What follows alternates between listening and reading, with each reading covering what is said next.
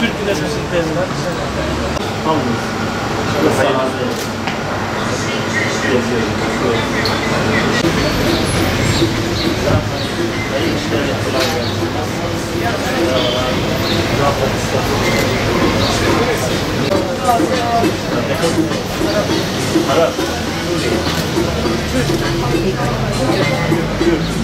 Evet. Hiç vermedim. Verdim. Daha önce çok verdim ama şu an az. Evet.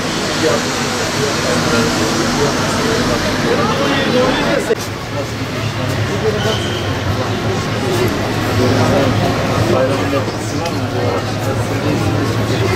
Bayram, Ramazan, neyse. Uğraşıyor. Yani sahadayım. Olacak.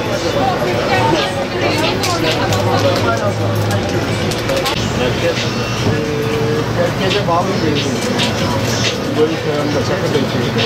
Bandırma kenarında, Kimara bağlı.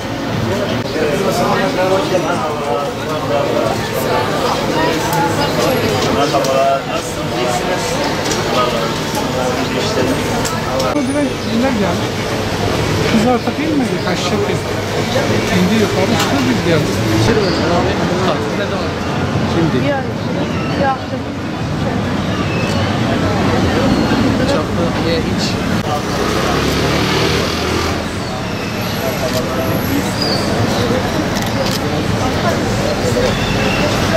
Eyvallah, Allah razı olsun. Teşekkür ederim.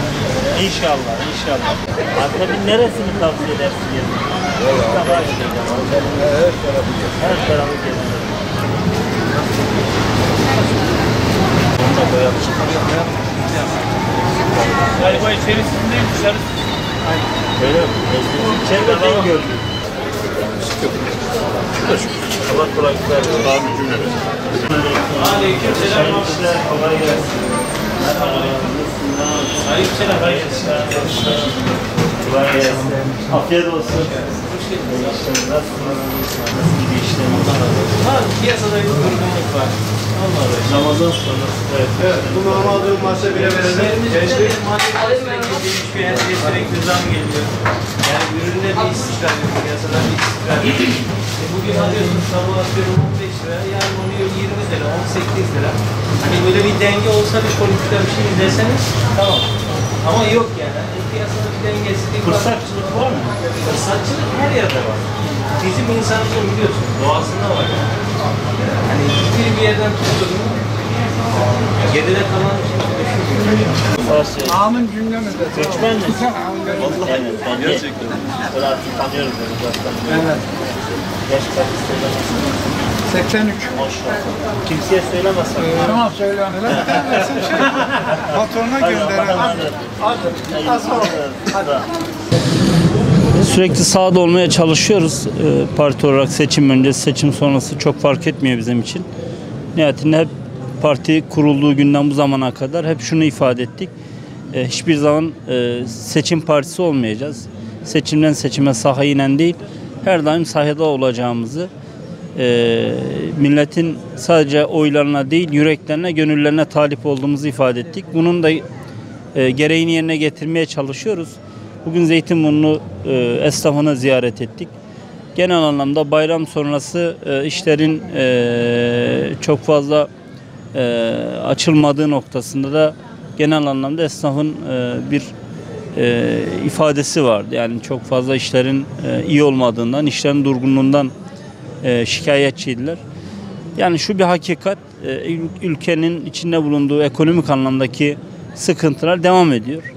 Bu noktada ekonomik veriler de zaten bunun adı konsa da konulmasa da Türkiye'de ekonomik bir krizin varlığı söz konusu. Tabi bunun iç etkenleri var, dış etkenleri var. Bu da ayrı bir mesele ama genel anlamda esnafı rahatlatacak, yükünü hafifletecek hükümetin adımlar atması gerektiğini noktasında esnafın da bir beklentisi var. Seçimle alakalı da işin aslı Türkiye halkı olarak halkımız çok siyasetle içli dışlı olmasına rağmen esnaf genel anlamda çok fazla renk vermiyor hangi partiyi destekleyeceği noktasında. Ama şunu ifade edelim ki Binali Bey'in desteklenmesi noktasında halkın tekrardan böyle bir irade ortaya koyduklarını görüyoruz. Bir önceki seçimde sandığa gitmeyenler, küskün olduğunu ifade edenler bu seçimde gidip oy kullanacaklarını söylüyorlar. Bunda gerekçelerini sıralıyorlar. Sahada olmaya devam edeceğiz. Nihayetinde bu noktada çalışmalarımız da devam edecek inşallah.